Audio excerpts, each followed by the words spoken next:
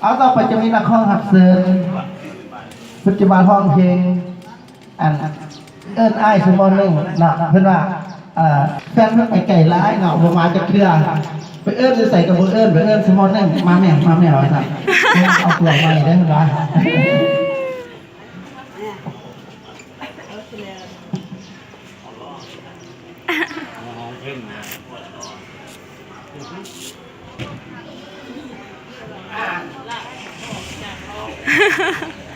นี่แม่เอาปะ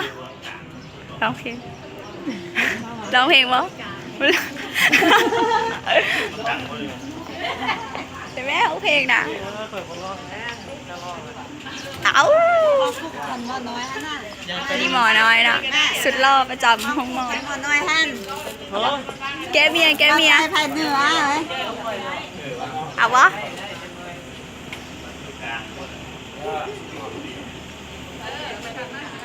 บรรยากาศวันที่24 เดือน 2 2017 อยู่ห้องหมอวงคาเทียม ต้องมือต้อนรับเลยนะครับแขกรับเชิญของเรานะ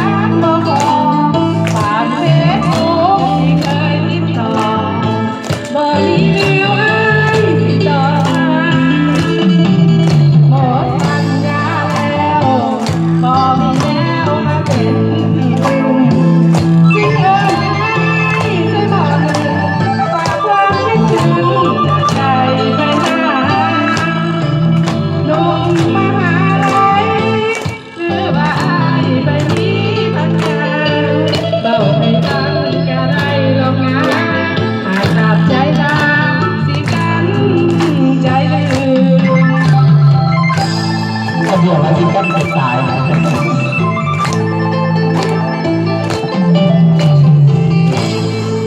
ไอ้แต่วันนั้น